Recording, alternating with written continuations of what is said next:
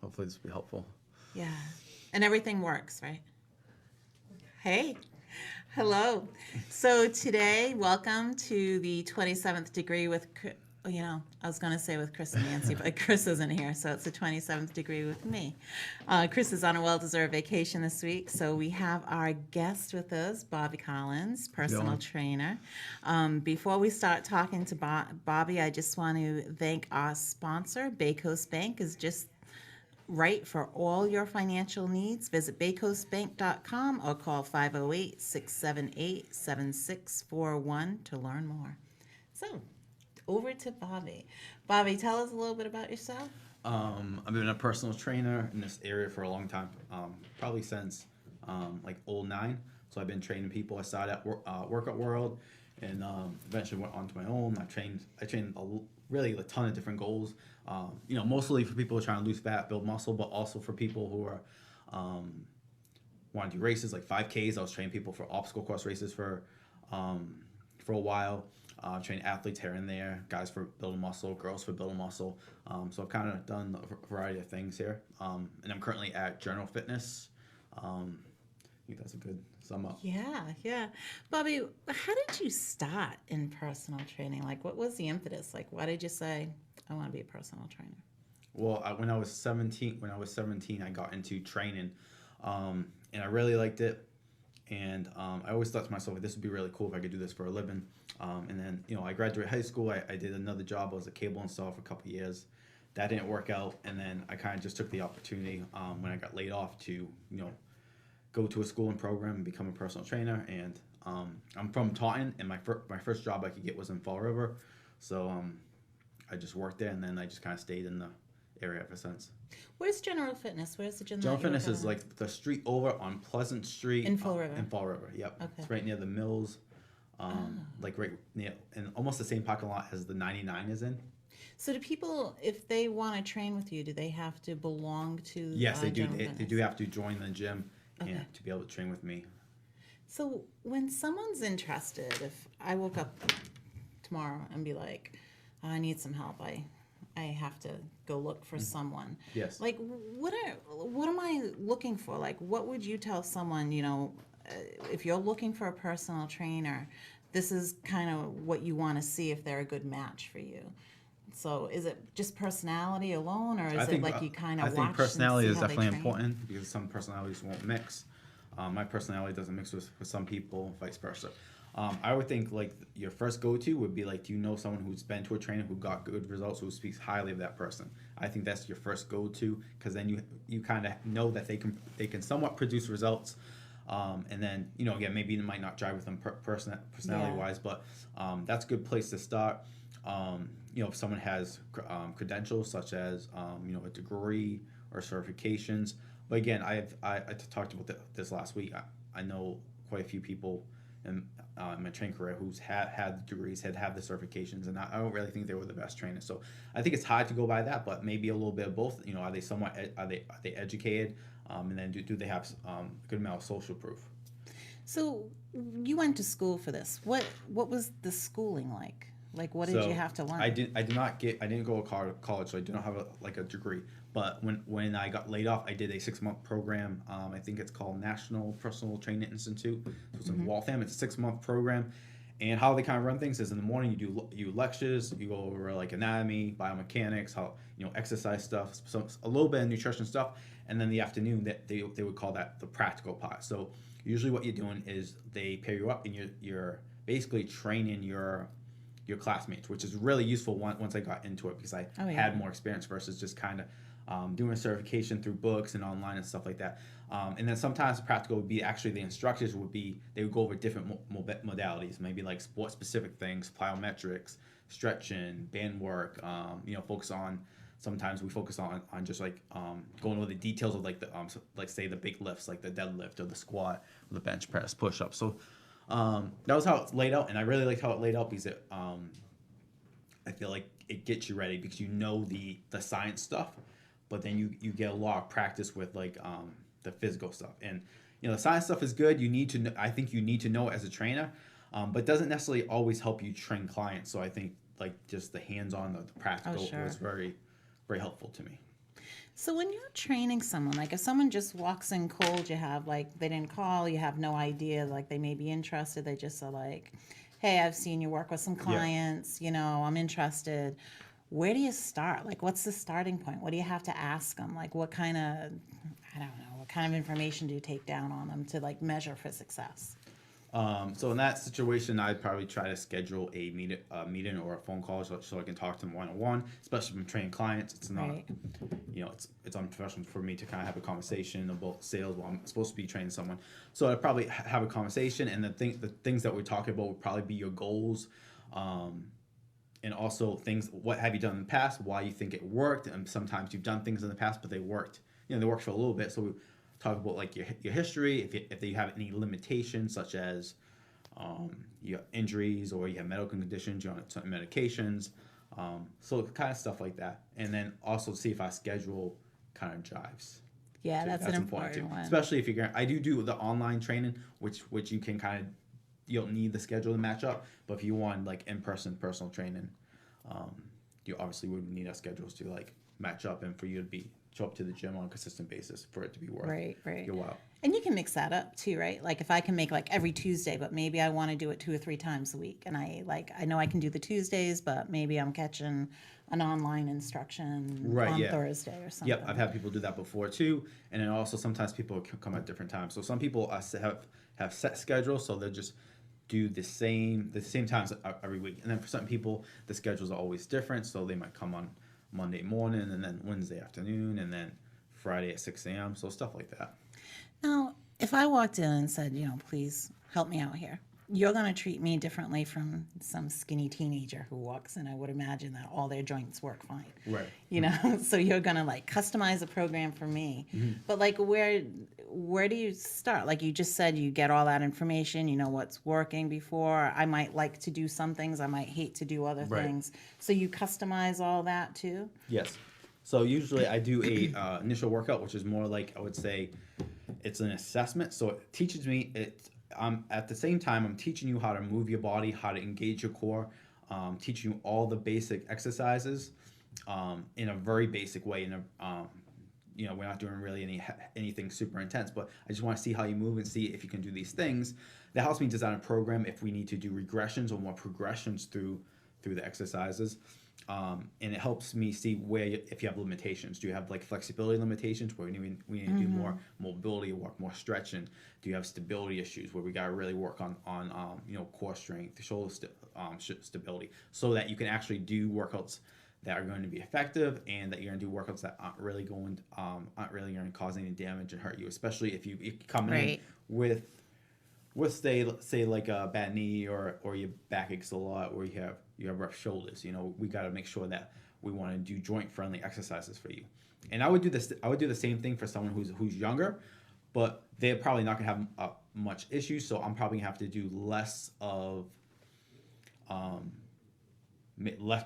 mobility work with them, Right. less like what sometimes they call prehabs, like exercises that will prevent injuries.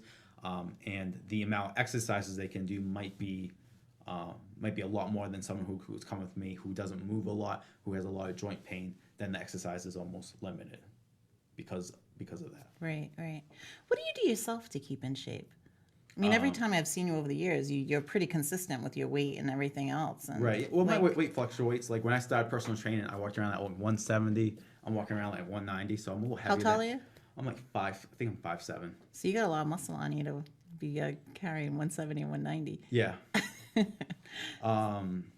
So what do you do? For me, how do you currently I've gotten back into martial arts a lot. So I do Brazilian jiu-jitsu like 8 times a week. So that's really my cardio. I don't really do any other cardio usually besides like walking. And then I usually lift 3 or 4 times a week. And that's kind of my exercise routine these days. Before I might go, before I went in times where I haven't been too much into martial arts, I might, strength train 3 or 4 times a week. And then I'm doing more, so I would say structured cardio.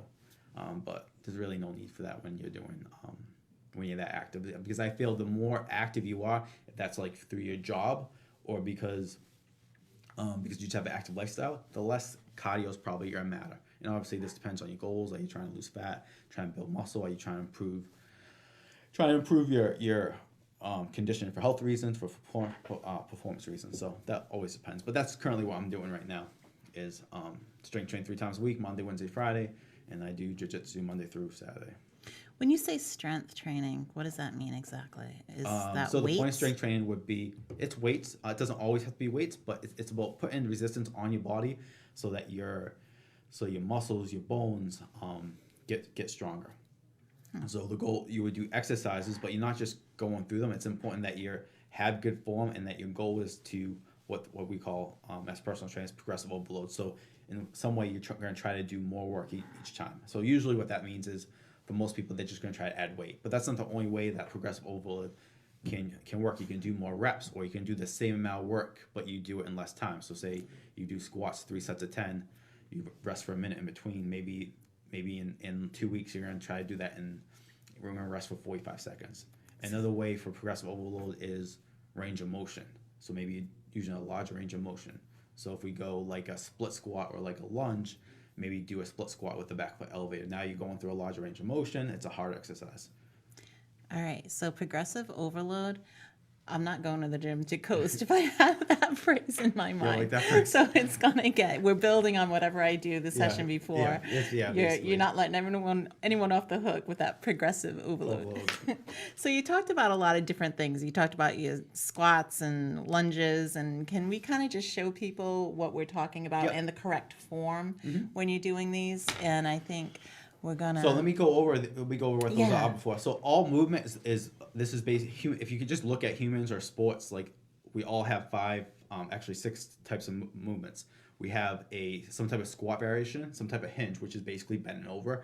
You have an upper body push. So if you're pushing, we can talk about exercise, but if you can push something away from you, you can pull something towards you, or like climb. So that would be an upper body push, upper body pull.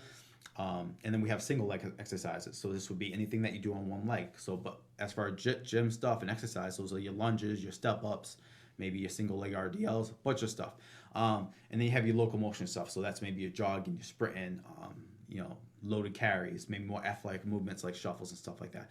So those are basically the bulk of what your workout should be. So makes sense. Those are the exercises. So I'm just going to basically show you the simplest version of these. So these are the versions I usually give to my clients during that assessment to kind of see where they're at. All right, let's see. So again, this is Bobby Collins, and he's showing us the correct form to do some of these exercises. So we're starting with what, a squat? Yeah, so I'll start with, so I usually start with the squat. So the basic squat would be, I want to have my feet on the ground. I want my whole foot on the ground. I'm going to push my hips back initially, then bend my knees. And I have people push the arms up just for like a little counterbalance. So squat as low as you can, and then stand up. So I'll show you this side. So I'm going to squat. Oh, nice. Thank you, Bobby. This side. So with the squat, what you're looking for is you want your back to stay pretty flat. You don't want to be rolling on your toes. You don't want to round over. You want to be able to control the movement. So you're staying flat-footed when you do this? Flat-footed, yep. So when you come up, you want to make sure that you drive through your heel and your big toe, so you're driving through the whole foot. So that's how you would do a squat. If you couldn't do that, we might modify it as far as box squats, and it's a bunch of stuff we could do.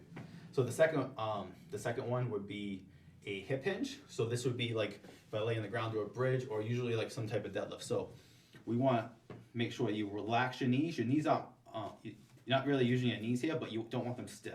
And what you're going to do is think about driving your tailbone to the back wall while keeping your back flat. And then you want to stand tall, squeeze your butt. So that's going to really work like the backside, the hamstrings, the glutes. If you have trouble with that, we might regress that to more like bridges. So things that are easier to that. That's probably one of the hottest moves for people to get is moving through the hip, but not just doing this through the back. So we see how, if people can do that. As far as training, like so people with that type of exercise, people might do a bridge, like RDL, which is what that is. Maybe more like a. What does an RDL stand for? Romanian deadlift. Oh, like I know that. Yeah. Okay. So the third one would be like, because I'm gonna do an upper body push. So upper body push would be a chest press, push up, overhead pull. So overhead push. Sorry. So the basic version of this would be a push up. So I'll show a push up. I want to get into a good plank position. So that my back doesn't dip in, I keep my core tight. You're gonna flex your glutes, like squeeze your butt cheeks together, and also think about squeezing your inner thighs together. And then as I go down, I just don't want to drop, but think about spreading the floor apart. This tenses up your shoulders, control, and then push all the way away. We want to make sure you push all the way away, not just through your arms.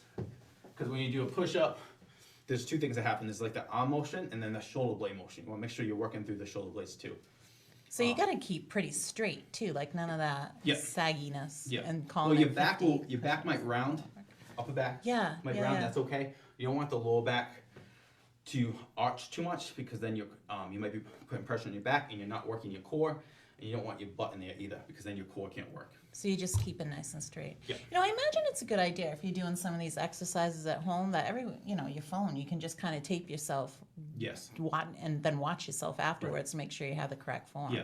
So or exercise in front of a mirror, which, you know. Well, the mirror's not always great because then you're not really paying attention to what you're doing, not really focused on what you're doing. Oh, that's a good point too, yeah. So I think there's two more. So I'm going to go over a row. So a row would be anything you pull in the gym. You can do lat pull downs too, chin ups. So when you do a row, you would grab the object, and this goes for anything. If you have one dumbbell, two dumbbells, you want to grab it really tight, create lots of tension in your shoulders, and you want to row, and then you want to squeeze your shoulder blades together, a little squeeze, and then pause. What we don't want happening is this basically my arm bone popping out in the front. So sometimes when people do shoulders, they go way over here. Yeah. And see how my elbow is way behind me, and then this is putting some bad pressure on my shoulder capsule. So we don't want that. So when we do that, usually we want to kind of drive the hands a little lower so this doesn't happen. See how my elbows don't pass my shoulders as much, and I don't get that position here. Huh. Plus, I'll be working the muscle of my back a lot better. So that's a row. And the last one would be a single leg stuff. So a lot of stuff here, split squats, elevated split squats, lunges, but the most basic single leg exercise is just a split squat. So I want to get on one leg, and I'm just going to control on the way down, bend the back knee. I'm going to keep my chest somewhat upright. There's different variations where you bend over a little bit more so you work the glutes, but just the basic one, keep your chest upright. And we want to drive through that front foot. So I'm really just isolating this leg and controlling here. So is your back leg just kind of stabilizing you? Like most of the work is through your front leg exactly. So if I turn, I've got room to do this. The alignment that I want is like when I come down. Right. See, maybe I can just sneak over here. So the alignment that I want is I want my knee right over my ankle, and I want this knee right below my hip. So sometimes people do split squats, they get this huge stretch, which isn't really good. They just do this type of thing. Your back arches too much. Not what we want to do. So it's going to be more here. And same thing for if you do a backwards lunge. So that's a single leg exercise. And the fifth movement that we'll do is like locomotion. So this is basically moving your body around the space. So it might be a sprint, a heavy sled push, farmer's walk. But we want to be able to move the body in space while I keep good neutral alignment. Meaning I want my neck, upper back, lower back to somewhat be aligned as I'm doing these activities. So if that's running, sprinting, holding some heavy dumbbells. So what's a farmer's walk? So holding like heavy weights and just walking around. Those poor farmers. Yeah. Okay. Jeez. Who gets to name these moves, you know? No, the Romanian deadlift and the farmer's walk. The Romanians. You have to think of your name for a new move, Bobby. But those are the 5 basic moves that we do. And then there's just a ton of variations here. And I talked about this last time is, if someone is really regressed, we'll start them with a very basic, like a bodyweight squat might be very challenging for someone. Someone else, it's very easy. So we kind of move up what's the kind of the pyramid of each movement. So maybe someone for a squat variation, they're doing bodyweight squats. Another person might be doing like a kettlebell squat, holding the kettlebell to the chest. A more advanced person might be doing like a back squat with a bar across their back. So this is kind of where I stop people off at, and then we all kind of move up the ladder. I never really just have people do a squat and then jump them right to a bar. They have to almost like earn the right to do that, because you need to do the basic stuff very fundamentally sound, because if you don't, the other stuff, you're not going to work the muscles right, and you're just going to probably right. You need that good foundation to work off of. Yeah, that's all it's about, building the foundation. Are there, so like for the problem areas, like jiggly thighs or belly fat or like bat wing arms, Right. like are there certain exercises that will really hit those problem areas? So the thing about that, there's no such thing as spot reduction, so you can't really target those areas. Now, what you can do is that you can maybe build a little bit of muscle in that area, so that you see more muscle tone in that area. At the same time, or in different times, because it's tough to do at the same time, is lose body fat, and then you'll kind of tighten those areas up. Because it's kind of like this is very popular. You see people do this at the gym. They're trying to lose their belly, so they do a bunch of ab exercises. Right. So all that's really doing is building the muscle underneath the body fat. What you have to do is focus on losing the body fat, and then that's how the areas will get tighter by getting the muscles below the fat strong, and then reducing your body fat. And there's really no way to reduce your body fat in a specific spot, which is a little frustrating, because usually if you're trying to lose fat, you'll lose fat in the place that you want to lose fat, probably the last. Yeah, I know. Like my husband will drop 7 pounds, and it's like, everyone in the world will say something to him when we're at Stop and Shop. I'm running into everyone, But it seems like if I lose 7 pounds, it's just coming from like a little bit of everywhere, and Right, I might yeah. have to lose People like carry 20 difference. pounds before. I feel like someone will females kind notice. of carry body fat like almost everywhere, and then guys seem to just carry body fat in, say, their gut usually. Yeah. Usually. Yeah, definitely. So when someone's being pretty good on their diet and being pretty good going to the gym, what's like, and I know this varies depending on person, but like what's the expected weight loss?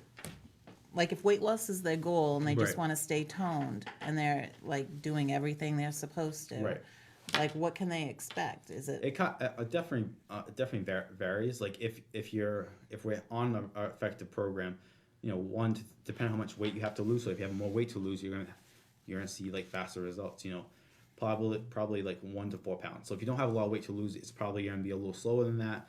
And this is average, because there might be weeks that you might not lose weight 1 week, but say over a course of a month you lose 3 pounds.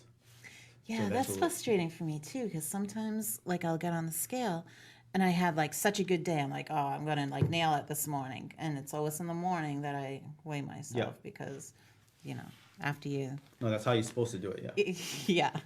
So, but it's like, oh, I had such a good day yesterday and the day before. I know I'm going to be down like a pound, and I'm like up Right. 0.6, and I get so discouraged. The thing is, your sometimes. body weight fluctuates up and down for many reasons. If it's stress, water intake changes, if you strength trained the day before, sometimes your weight's up. If you didn't get good night's sleep, if you had more salt or say carbohydrates in your diet than you usually do, your weight can be up. So it's important not to judge fluctuation in your weight solely as it was my day effective. Because a lot of times, like people kind of mess up in their head. They're like, oh, I had 2 really good days, and then they jump on the scale, and it's not what they want to see, and they're like, oh, those 2 days weren't effective. When they could be very effective, you just have to have a long-term approach, and you should measure results in a few different ways. So you can weigh yourself. That's fine, but don't look at the daily numbers. Look at the trends. So what's happening every 2 weeks, every 3 weeks, every Right. 4 weeks. So say you are fluctuating, because we always fluctuate with weight. So say we're fluctuating. So say like this week I fluctuate from like 193 to like 189.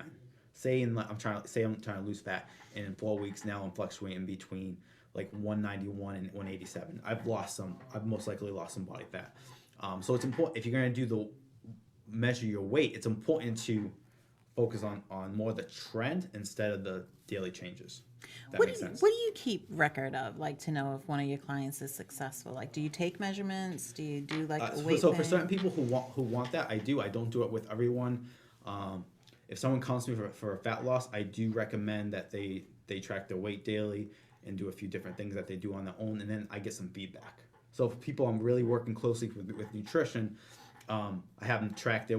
We kind of have it like a shared Excel file where they'll put in their weight every day.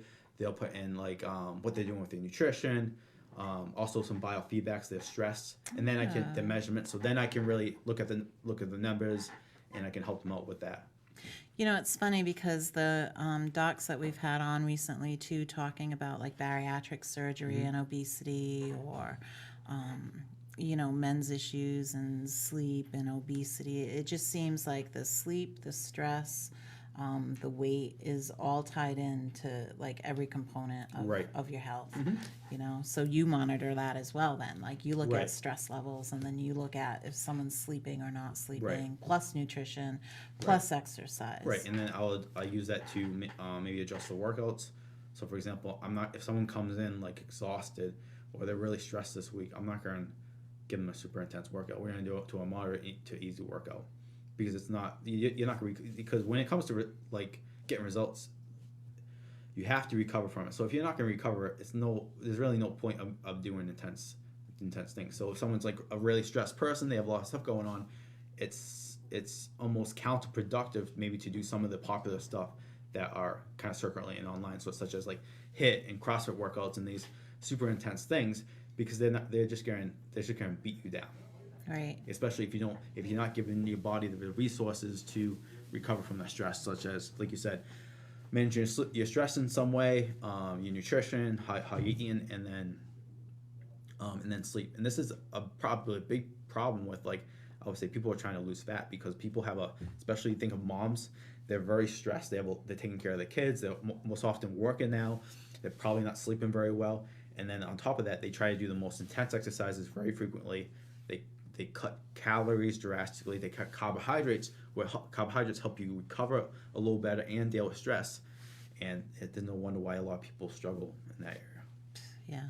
And what about, like, say, as a busy mom, or, you know, a guy who's maybe working 2 jobs or whatever. Say they can get like 10 or 15 minutes in or 20 minutes in. Is that still helpful if they can't do like a full workout? Yeah, or I those think that's little helpful, bursts especially of, like, if you can make it a habit and maybe you do 20 minutes every day. I think that's better. It's better than nothing. You're gonna feel from like a mindset standpoint, you're gonna feel a lot better. And because you feel better, maybe you eat a little better. And it's better than nothing. You just have to. It's always better to do something than do nothing. And sometimes it feels like it doesn't matter, but the small ones, that might take a little while for you to see stuff. But if you do that through a course of a year, it's definitely going to having a positive outcome on your body, on your health, on your mindset. I think people forget that too. I think sometimes it's those like little bites too that can add up to make a big change, or just getting into the habit. Like, sometimes I know, like with me too, when I'm trying to exercise and be in a good routine, half the battle's just getting to the gym or like putting the sneakers on and going outside and walking around. And like once you're there, you're fine. Yeah, it's getting there. But it's like getting there. So do you tell people to have like a workout buddy, or like how do you keep someone motivated? Like what are those little personal trainer secrets? I don't think I have any secrets for that. Usually people hire, a lot of times I've heard this, most of my clients, is that they hire me for that reason. So they have almost someone to hold them accountable. We have a scheduled session. I'm there, and then that gets them there. So, but if you're not doing a personal training, that's a great idea. It's like, do you have someone with similar goals where you could meet at you can meet at the gym? That's going to drive. That's definitely going to drive motivation, especially if you go to the gym and you're with your friends and you guys have a good workout and you're having a great time. Like that becomes so many people I think have a negative experience with exercise. That becomes like a positive thing, and then you'll probably start wanting to exercise. You don't need motivation, and motivation is something that we really shouldn't. Everyone's looking for it, but it's usually not how things work. Like there's so many different examples in life where we do things that we don't want to do just because we think it's like important, such as paying bills, going to work, feeding your kids, making sure, doing all this stuff, and I think we have to try to adapt a similar attitude with our exercise and our health. That's a really good point. That you're not always going to want to do it, but you should do it anyways. And maybe you're not don't have the drive to get to the gym, but maybe you have the drive. Just do what you can. Maybe you have the drive to go outside, walk for 10 minutes. Yeah, right. yeah. And if you have pets, walking the dog and all that stuff just adds up. So if you don't have a gym membership and you don't have all the fancy equipment at home, I mean, gosh, we've seen so many commercials for the Lululemon mirror and the Peloton, and so I don't have that fancy stuff. Like, what can I do at home, or what can I do if I have a sedentary job? If I'm working on a computer all day, like, what can I do to break it up? There's a few things you could do. You could do like at-home workouts and basically doing the bodyweight versions I showed earlier. You could do something like that. You could get into a walking routine. Like walk-ins really, especially like if you haven't done stuff in a while, walk-ins a really good way to get into exercise. Is maybe get into a daily walk routine. Another thing is track your steps, and doing that just try to be more active during the day. Park far away. That sort of stuff. And there's different ways to get into that, and that's why like if you have a pet or you just getting a pet can actually improve your health or your fitness or your weight loss substantially, especially if they're a puppy, right? Because you're gonna have to walk them 3 times a day, and you're gonna get out there and do some exercise. So I would always just start with those things. If you're not ready to go to the gym, it's a good way to introduce yourself to exercise, especially because if you're so sedentary and you go to the gym, you do a structured workout, you do a class, like it can be tough because it's probably gonna be really hard and you're probably gonna be really sore, and some people like that, but a lot of people don't, and that might Dissuade make some people. Yeah. So soreness is okay up to a point, I guess, right? Like you can kind of work through that, Yeah. but you shouldn't work through like acute pain if you're like you think you really did something. Right. So there's a difference between like you're working, like you're sore because your muscles are sore versus you're dealing with like your spine hurts or your shoulder joint hurts, and we can always tell the difference because the joint pain or like real bad say ligament pain, it kills. It's a different type of uncomfort. Yeah. So now when you're training someone, is it one-on-one or is it like groups? I do, well, sometimes it's one-on-one, so only one person. I only have one person during that session, but I do small groups, so I train like 2 or 5 people at a time. Everyone has that personalized workout so that they can get an individualized workout. I'm giving them the best workout possible, but they do it in a small group, and that allows them to two reasons why I think it's a little better. I don't have to hold their hand every step of the way, like counting their reps, and there's this they get a certain amount of do it themselves, which is I think is important for longevity because you don't want hopefully you don't want to pay for a trainer for years, and I think it takes someone who doesn't exercise to get comfortable and get comfortable with this so they eventually can do it on their own. Plus, you just have the friendly factor. A lot of times people train together for a while, they become very friendly. It's kind of like, they go into the gym to get a workout in, but then it becomes, hey, I'm going to the gym to hang out with my friend who also trains with me. So I think that's a positive experience. What are the ranges that you train? Like, what's the youngest and what's the oldest? And they're all at different spots in the spectrum, right? So I think the youngest, it would be, I think I've been training 2 16-year-old girls. That would be the youngest, and my oldest is probably 70 years old. Yeah. So and then everything in between. It's usually mostly like I would say people who are like 35 to 50. That's usually probably most of my clients. And when you do the workouts with them, are they like an hour? So they're usually like 45 minutes to an hour. I write a program that I think is going to be effective, and then however long it takes. So if it takes shorter, I'll just end it. Sometimes if we have time left, I might add in some extra stuff, but usually I just end it.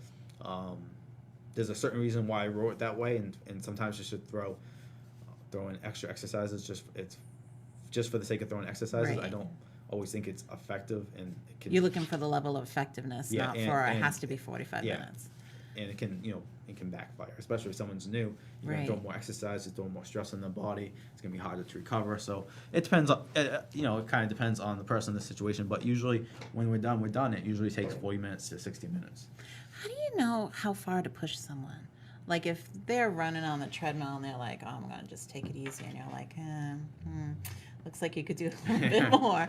Like what's like? Well, I think what's important is like when you first start training someone, is I kind of let them go at their own pace.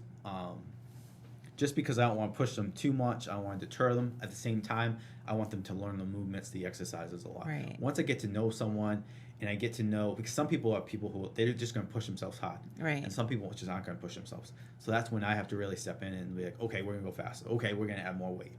And other people will kind of naturally do that. So you kind of get to know the person, and if we go back to the assessment, I start someone with basic exercises, and then we advance them. And plus, we have conversations as far as where you feel in this. So if someone's not feeling in the right place, we're not going to push the exercise that much. I'm going to try to troubleshoot and work on some form techniques, some form cues, or maybe just do a different exercise.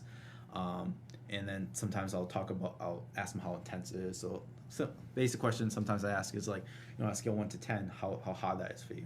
Or sometimes I'll ask is like, if you were going to do as many reps as you could with the exercise, how many reps could you have gotten? So in that case, if we're doing 3 sets of 10 and they say, 10 more, we kind of know that the exercise is less intensity. So it's a mixture of knowing the person, my experience with training people, and then the feedback I'm getting with them, and then also what I'm seeing with their form and stuff. Right. What about stretching? How important is stretching? Stretching is important for some people, and for others, it's not that important. So if the 16-year-old girls there, they don't really need a lot of flexibility training. Like when you're older and you're tight, especially if you have a job, you're going to need more of it. Especially if you have a job where you're in a very static position. Right. If you're sitting down all day, or I have a client, she's looking through a telescope all day. So we definitely have to address more mobility, not just stretching, but what mobility is if you guys know what like a foam roller is, but basically rolling your muscle. We do that in combination with stretching techniques, with a combination of mobility techniques, which would be more like, it's kind of like a stretch, but I'm more having you do something for a range of motion. So for example, like a shoulder one I do a lot, I have people lie on the side and they take the top arm, they reach forward and they do this big circle with the shoulder that opens up like the chest and the T-spine and stuff like that. So we do that stuff in the warm-up. I might recommend they do more of that on their off days or after we train. And then strength training is kind of, it's stretching in a way, and it not just stretching, but it helps open things up. Because sometimes the reason why you're not flexible, the reason why joints don't have large range of motion, because you have one muscle who's very dominant. So usually it's the front muscles, and you have other muscles who are very weak, and they kind of do this pull thing. So if we strengthen the rear muscles and we work on great movement, great form, a lot of times you'll have increased range of motion, you have better posture, all the stuff you're probably looking for with like stretching anyways. So if I just want to do things like, say, by myself for a little while and just kind of test out the waters before I jump in right to a personal trainer, when I start my own routine, and we'll talk about nutrition in a few minutes, but stretching before and after, probably? That would probably depend. It's not going to hurt if you do before and after. Okay. And then just want to say one thing with that. Before your workout, you don't really want to stretch a ton. You don't want to stretch a ton.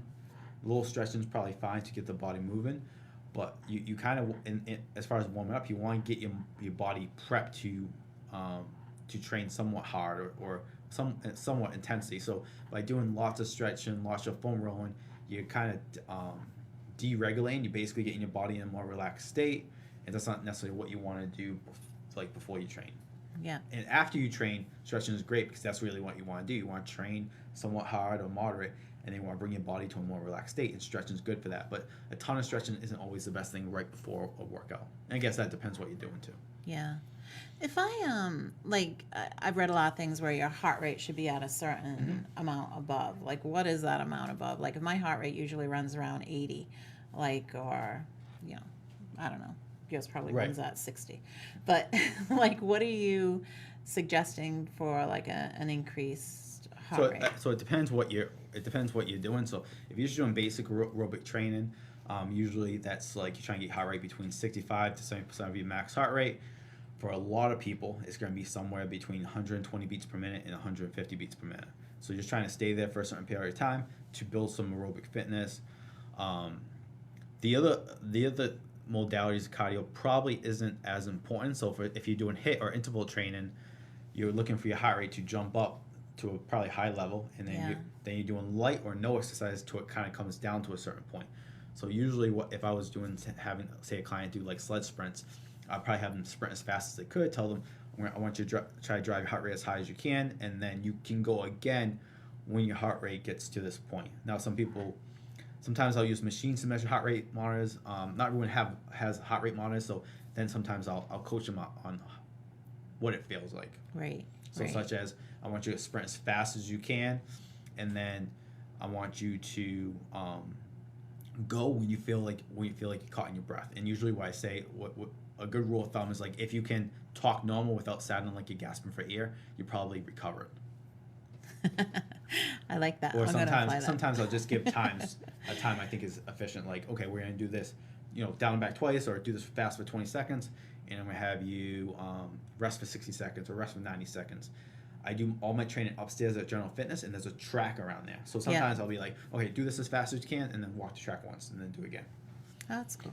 So if I'm doing a workout routine, am I like lifting on the opposite days of my cardio workouts, or can I lift like 3 days in a row? Like, what's the rule of thumb with that? So if you're doing splits 3 days in a row, probably isn't a big deal. But if you're doing full bodies, it could be overkill. You'd probably want some days in between. And when you say splits, you're like working on like when upper I say body. splits, it could be upper, lower. The split I'm on right now is a lower, like an upper body push, and then like a pull workout, which is more like just working like the deadlifts and working the back. You can do more like people do specific like muscles, so chest and back. I don't really do it, so I'm not super familiar with it. Back and buys, chest and tries, legs, hamstrings, abs, stuff like that. So that's probably not a big deal because you're not getting the overuse. But if you're doing full bodies, you probably want maybe a day in between if possible. Right. As far as cardio, you can do cardio on the same days or after days. Depends what type of cardio you're doing. So if you're doing low intensity, you can do it every day. It's probably not going. It's not gonna really matter. But if you're doing more very high intensity, you're doing sprints, you're doing like tough kettlebell circuits, stuff like that. Boot camps. You probably don't want to do that. Like, you probably want to break in between. You basically want to break in between intense things. So you want to do like a intense lifting session and then intense cardio and then intense lifting session. You might want to go intense lifting, intense cardio, maybe take a break. There's a bunch of ways you can do that. Right. But you do want to give your body days to recover. Now, if you did intense lifting and then like say just regular aerobic work, kind of like an easier workout, that's fine because doing a certain type of cardio is going to help you recover, help your body recover. So that would actually be helpful. So it depends. Usually for me, I only see people 2 or 3 times a week. So I prioritize strength training because strength training is the one thing that people really need that they don't want to do, and it actually will improve most modalities, most things. So you get stronger, it can strengthen your bones, it can build your lean muscle mass, it can improve your conditioning, improve your mobility, it can make you more resistant to injuries. So we usually focus on that. If we have a little bit of time at the end of the session, we'll focus on some conditioning, and then I'll give recommendations what maybe they should do on off days that they're not seeing me. Let's talk about nutrition just for a little bit. So nutrition's pretty important if you're going into the gym. You're not just going to get results by working out. Correct. Or by saying, okay, that donut was 200 calories. I'm going to do 200 calories burn off on the treadmill and good to go. So talk to me about nutrition a little bit and like some things that you recommend. So it's usually a bad idea to focus on calories you burn because the things that we use to track they can be off by a huge number. So it's really not ineffective. Now I've seen people do it. I feel like some people can get away with doing stuff like that, and some people really can't. But you're absolutely right. If your goal, especially if your goal is fat loss, like nutrition is way more important than I would say working out. When it comes to fat loss, I would probably rank sleep and nutrition are probably number one, and then stress management, and then working out. Now you can work out to a certain point and maybe lose some weight, but you probably won't do it for long, especially if you're eating like donuts and then you're trying to burn the calories off. Eventually, you're not going to do that because you're going to feel deprived. You're going to be really hungry because you only have a certain amount of your calories are going to go up really fast with that. So that's not really the path that you'd probably want to do. As far as nutrition, like I try to get people to build a foundation first. So what I mean by that is just do basic stuff. Don't worry about crazy diets or meal timing or supplements at first. Just do some basic stuff. Like, can we get your water up? Can we get you to eat more protein-based meals, like protein-dense meals? So things like, if it's a vegetarian, that might be different options than say someone who's not a vegetarian. But usually, protein's high in dairy, different meats. So we try to focus on that, and then can we increase your fruits and vegetables? And then can we get, if you're not sleeping well, can we improve some of your sleep habits? That to me is the foundation of stuff. So if we can get good at that, then we can get more, that's our foundation. Then we can really focus on maybe counting calories so that we know that we're in a caloric deficit, because that is probably that's like the number one predictor if you're going to lose weight or lose fat, or if you're not going to lose fat, are you in a caloric deficit? So do you recommend any apps like for people to? I've used MyFitnessPal, which I like. I like called My Plate to track your calories. I do like that a lot, but I think it's important to build to improve your eating habits, because here's what happens is like people use that app and I don't like the recommendation. I would think you get a good nutrition recommendation from somewhere else, but I don't like the app because if you don't improve your food, so say you're having like donuts, and then for lunch you're having like a cheeseburger, you're gonna get to like your 1200 1400 calories really quick, and then it's not gonna last. You're gonna be really restrictive, and you're gonna think calorie counting isn't really helpful, or it just doesn't make you feel good, when really you should probably be eating more calories than that. And it's a lot easier to hit your calories when most of your foods are from proteins, fruits and Right. fruits and Right. fruits and vegetables. Though there's certain calculators online that could be somewhat useful, but we have to understand those are just estimates. You should really do your calories, and then see how your body responds with it. Be as consistent as you can, and then see how your body responds. Does it respond favorably, like you're losing some weight, your energy's up? Then maybe just keep that. That's a good calorie. If you're gaining weight, maybe it's a little bit too much. If you're kind of staying where you are, that is probably maintenance calories, so you might want to come a little lower. Like a good thing that I try to get people to do when they first start is can track calories for 2 weeks, track their weight every day, and then take the averages, and then what's happening. What's your average calories, and then what is that doing to your weight? Is it staying the same? Is Give you a good is it going baseline. up, down? And that kind of lets us know where we are. Are we eating are we in a calorie deficit, meaning we're eating enough calories to reduce our body weight? Are we in maintenance calories, or are we in a calorie surplus where we're going to gain weight? So that's good. That's a good rule of thumb without really probably getting into those fancy calculators, especially the MyFitnessPal ones, because I don't like it. It's usually too low. Yeah, yeah. So, Bobby, as we kind of wind up today, what's the one message you would really want to get out there for people that want to start getting into shape or getting back into shape, losing the COVID weight, whatever it is? What would you say to them? I would just say start losing the all or nothing approach and focus on a always something approach. So many times people That's great. go for the extreme things that they can't do for a long period of time. So they do something for a month, then they don't do anything for say for 2 months, and then they go back. It's just like this cycle. And you're much better doing something easy for all year round or most of the year than just doing like extreme things for a few months a year. Your results will be better. You'll feel better. A lot of negative things when you do that, as far as like if you're kind of doing that, you're gonna start to feel like you don't have the ability to do this. I just can't do this. This isn't for me. This is just something I can't do. When you probably could do it, you're going too hard out of the gate, and you have to kind of start easy. Kind of like how I approach the workout. Like I would never have someone start training with me and immediately go to like a heavy back squat. We're gonna do a bodyweight squat. But that's how people diet. Like I haven't done really anything well with my nutrition in a long time. I'm gonna do this keto diet, or I'm gonna fast for 72 hours. It's just not sustainable. Yeah. So I heard this once. I think it's at least a good place to start is like, what can you do nutrition wise on your most stressful, on your busiest weeks, and that should be your plan. And on weeks or parts of the year where you have less stress, you have more time, maybe you do more, but always kind of go back to that. And if we think of basic stuff, is like you probably can drink 60 ounces of water like every day for a year. You can probably have more protein in your meals. You could probably include a few fruits during the day. Those are things that you can probably do even when you're really busy, really stressed. But that's really my biggest message is like the more you pause, the more you stop, the more frustrating it becomes. And always do, like, even if you can't do what you want to do, it's much better to do something that like easy, like we were talking about before. Maybe you can't go get to the gym right now, but you can maybe walk every day. And I always tell my clients that, I give this example of my I'm really into Brazilian Jiu-Jitsu, and I started when I was 22. I'm 34 now. And so many times I've started and stopped for whatever reason.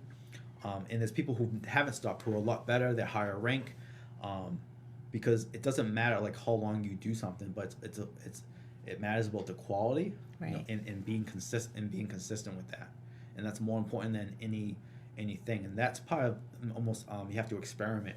Like, what's something that I can be consistent with, and it might not be like you know, it might not be what people have told you before, but if it allows you to be consistent, and especially if you get seeing results, like you're feeling better, you have more energy, maybe you're losing weight, you're getting stronger, you know, that's something that maybe you should stick to like long term.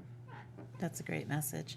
And then, Bobby, in closing, if people want to continue this conversation with you and they want to sign up with you, how do they get in touch with you? You can email me at bobby1057@gmail.com, or my IG I think is Bobby C Strength, or my website fallriverpersonaltrainer.com.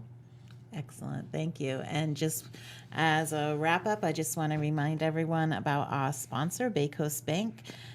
Just right for all your financial needs, visit baycoastbank.com or call 508-678-7641 to learn more. Thank you, and thank you, Bobby. You're welcome.